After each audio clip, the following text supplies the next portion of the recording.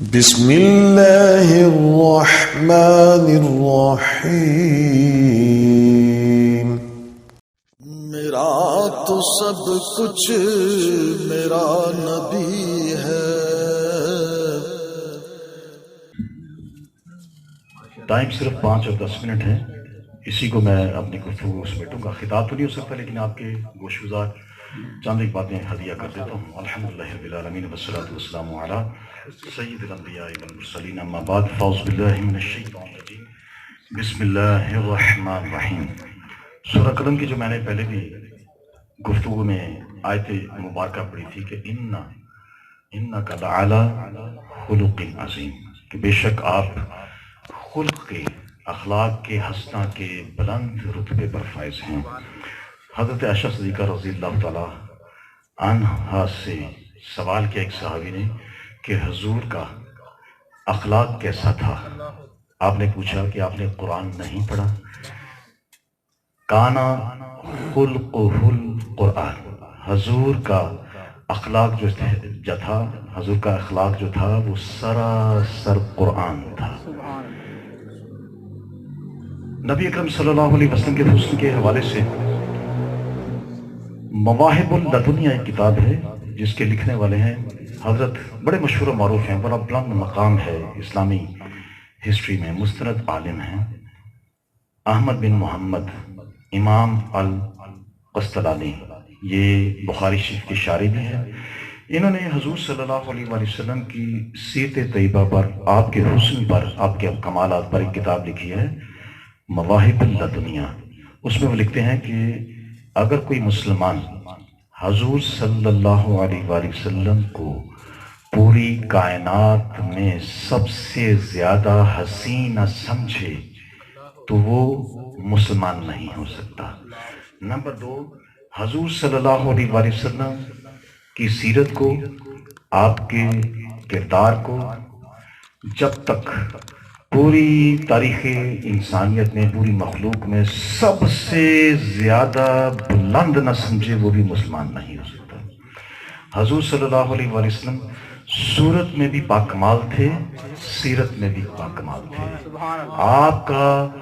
حسن خلق، جس کو کریشن کہتے ہیں، وہ بھی لاجواب تھا، اور آپ کا حسن خلق، موریلٹی، وہ بھی بے مثل اور بے مثال تھی۔ حسن کے بارے میں 2-4 باتیں کر کے بات ختم کروں گا، کیونکہ وقت کا میں خود بھی بہت زیادہ خیال رکھتا ہوں، اور ہونا بھی چاہیے، کیونکہ آدمی کے ساتھ جو ہے وہ اس کی اپنی ذات جڑی نہیں ہوتی، دوسرے احباب بھی ہوتے ہیں۔ ترمذی شریف میں حدیث ہے، حضرت علی کرم اللہ وجہ الکریم سے پوچھا کہ حضور صلی اللہ علیہ وسلم کا حسن کیسا تھا؟ آپ نے فرمایا کہ آپ کا قد انور مبارک جو تھا وہ نہ تو زیادہ پستہ تھا، نہ ہی بہت زیادہ بلند تھا، معتدل تھا، کہ نہ زیادہ لمبے لگتے تھے اور نہ ہی زیادہ پستہ قد لگتے تھے، لیکن ان کے قد انور کا، آپ کا ایک معجزہ تھا کہ جب آپ طویل القامت اصحاب کے درمیان میں چلتے تو آپ کا قد سب سے زیادہ بلند ہوتا۔ سبحان اللہ۔ آپ کا چہرے کا رنگ جو تھا وہ گورا تھا، چمکدار تھا، آبدار تھا، لیکن ایسے تھا جیسے چاندی نے سونے کا رنگ ملایا ہو۔ اور آپ کی جو یہ آئی بروز تھے وہ آپس میں ملے ہوئے نہیں تھے، ان کے درمیان فاصلہ تھا، اور ایک چھوٹی سی لکیر تھی، جب بھی آپ جلال میں آیا کرتے تو وہ لکیر پھول جایا کرتی، اس سے صحابہ اکرام سمجھ جاتے کہ حضور جو ہیں اس وقت جو ہے جلال میں ہیں۔ اور آپ کی آنکھیں انتہائی، اندر جو پتلیاں تھیں وہ سیاہ تھیں، لیکن سائیڈ میں جو سفید رنگ ہوتا ہے وہ اتنا زبردست تھا، پلکیں آپ کی دراز تھیں کہ انجیل میں، بائبل میں حضرت سلیمان علیہ السلام کا قول ہے، وہ اپنے محبوب کی تعریف کرتے ہیں، اور ان کا محبوب کون تھا؟ محمد مصطفیٰ صلی اللہ علیہ وسلم، جو اپنے امتیوں کو، اب نبی حضرت سلیمان علیہ السلام اپنے محبوب کی تعریف کیا کرتے، اور اس تعریف کو بائبل میں، انجیل میں جو بعد میں آئی، اس میں اپنے پچھلے حضرت داؤد علیہ السلام کے واقعات اور حضرت سلیمان علیہ السلام کا یہ قول درج ہے۔ آپ سے کسی نے پوچھا کہ آپ کے محبوب کا حسن کیسا تھا، وہ آنکھوں کو بیان کرتے کرتے جب سفیدی کی بیان کی، انہوں نے چہرہ اقدس کا نورانیت بیان کی اور شفافیت بیان کی، کہنے لگے کیا پوچھتے ہو مجھ سے، وہ تو اس طرح تھے کہ جیسے دودھ کے سمندر سے کوئی کبوتر نہا کر باہر نکلا۔ یہ حسن مصطفیٰ، آپ کے ہونٹ مبارک نرم و نازک، جس طرح اعلیٰ حضرت فرماتے ہیں گلے قدس کی پتیاں، نازک پتیاں، اور جس طرح میں نے سماعت کی بات کی کہ لوہے محفوظ پر قلم چلتا تو سن لیتے، آپ کی بصار آنکھوں کی کیا بات ہے کہ آپ نے نجاشی کا جو ہزاروں میل پر جو ہے حبشہ کا تھوپیا کا جو ملک تھا، وہاں پر اس کا وصال ہو گیا، جنازہ آپ نے مدینے میں دیکھتے ہوئے پڑھا۔ آپ کا حسن مبارک ایسا تھا، دندان مبارک جو تھے وہ موتیوں کی طرح چمکدار سفید دانت مبارک تھے، اور ان دانتوں میں ایک خصوصیت تھی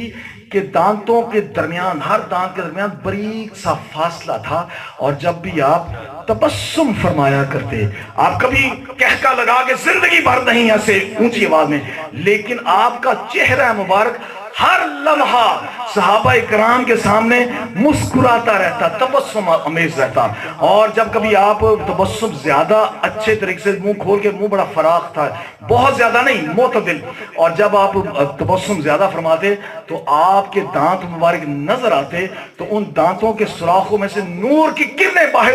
امڑ کر آتی۔ حضرت عائشہ صدیقہ رضی اللہ تعالی عنہ، کیونکہ وقت جو ہے نا وہ اجازت میرا 6:07 ہو گیا، یہ میں آخری بس بیان کر کے تو میں اجازت چاہنے لگا ہوں۔ حضرت عائشہ صدیقہ رضی اللہ تعالی عنہ فرماتی ہیں کہ کمرے میں میری سوئی گم ہو گئی، کمرے میں اندھیرا تھا تو سوئی مجھے مل نہیں رہی تھی، اور اتنے میرے کریم آقا علیہ الصلوۃ والسلام کمرے میں آپ تشریف جب لائے، جب کمرے میں تشریف لائے تو آپ نے مجھے دیکھ کے تبسم فرمایا، تبسم فرماتے ہی آپ کے دانتوں میں سے ایسا نور امڑ آیا کہ ان کی روشنی میں نے اپنی گمشدہ سوئی جو تلاش کی۔